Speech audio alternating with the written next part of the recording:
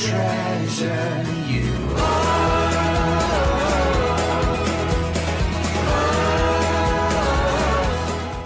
Welcome back to the next video on the commandments, and today we're going to be talking about the seventh commandment, you shall not steal. Martin Luther says, what does this mean? We should fear and love God so that we do not take our neighbor's money or possessions or get them in any dishonest way, but help him improve and protect his possessions and income. We're going to apply this commandment three ways today. First thing we're going to talk about is this, that to not steal means first and foremost to not steal another person. Now that might seem obvious, but it certainly has not been obvious throughout history.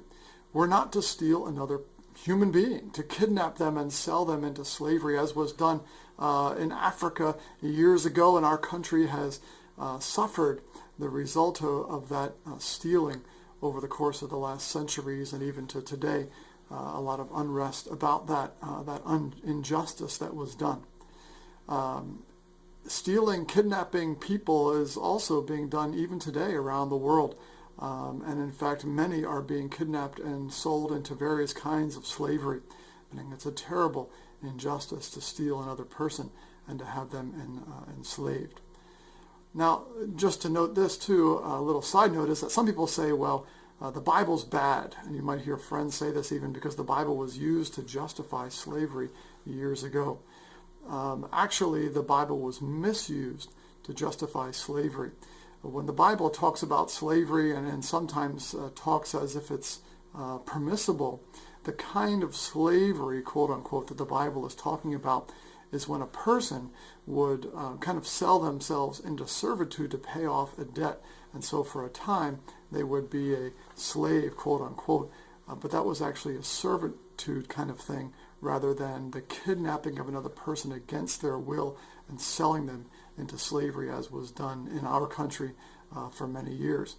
And like I said, it's still being done even in our country and around the world in many terrible ways. So that is against the seventh commandment, and the Bible should never be used to justify that sort of thing. Second, you shall not steal means to not take someone else's property without their permission. I think that's the way we usually think about this commandment, is not taking property. My candy, it's gone. Where'd it go? Mom and Dad ate it. I ate it. I ate it all. Mommy ate all your candy? I ate it. Did you eat all the chocolate things? Yes. I didn't want to wake you Did up. you eat the cookies? I ate all of it. Daddy too.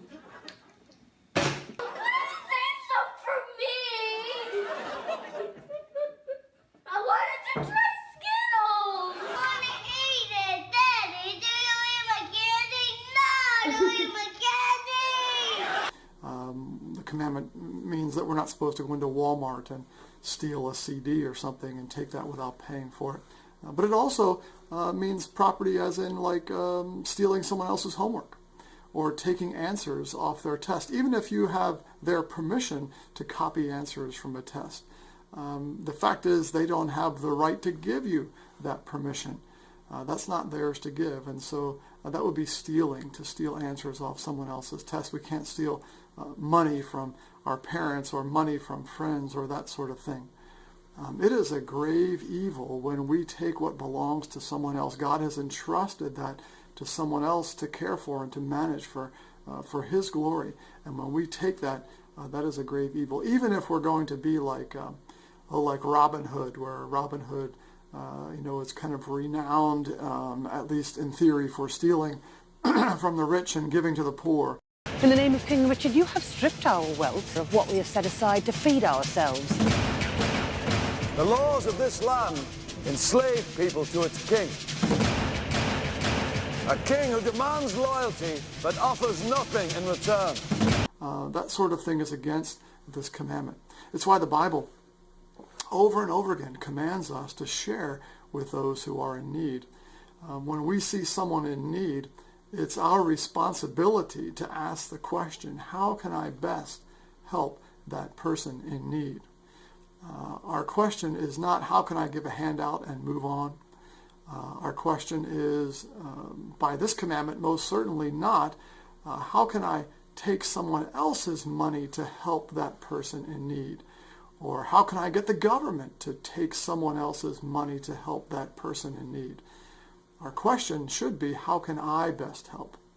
How can our church best help that person in need? And oftentimes, helping a person in need involves a lot more than just giving a little handout on the side. It involves a lot of time.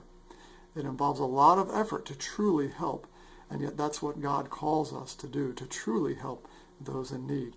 Check out this verse from Ephesians. I think it's a very interesting verse that St. Paul writes. He says this, "Anyone who has been stealing must steal no longer, but must work, doing something useful with their own hands, that they may have something to share with those in need." So you see, the opposite of stealing here, Paul says, is not stealing. The opposite of stealing is working hard so that you can have something to share with those in need. That's the goal that God calls us to in this commandment, as Martin Luther says in his explanation as well. Third thing is this, and for this third thing, I'm going to turn to a guy named Dennis Prager. Dennis Prager is a Jewish person, a deep thinker. He understands the commandments very well, and he talks about a third application of this commandment. Let's listen to what Dennis has to say. The third enormously important meaning of the commandment against stealing concerns the many non-material things each person owns: their reputation, their dignity, their trust, and their intellectual property. Let's quickly run through these. 1. A person's reputation. Stealing a person's good name, whether through libel, slander, or gossip, is a particularly destructive form of theft because, unlike money or property, once a person's good name has been stolen, it can almost never be fully restored. 2. A person's dignity.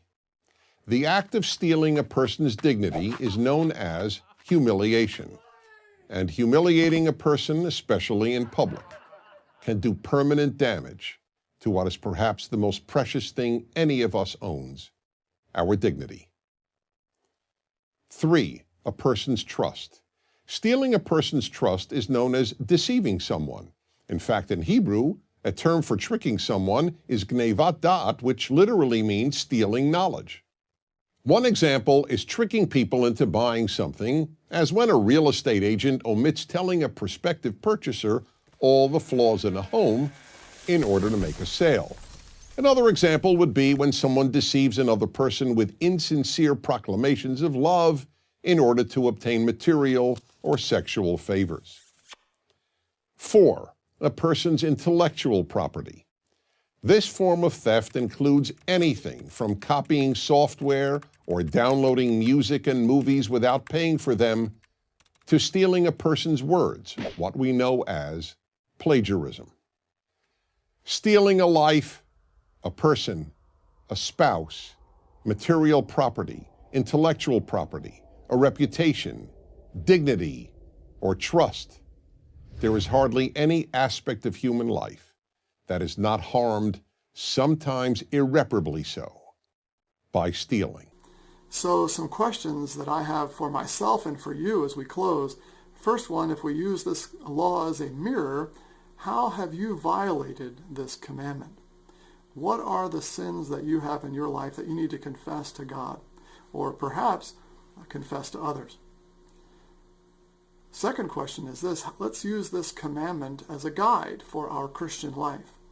How are you going to change your life now that you've considered this commandment? Do you need to make restitution to anyone for anything that you've taken, whether you've taken their reputation? Do you need to start building up their reputation again if you've torn it down? Do you need to restore anything in terms of anything that you've stolen from them? Thanks for watching the video. I pray it's been a blessing to you, and we'll see you in class.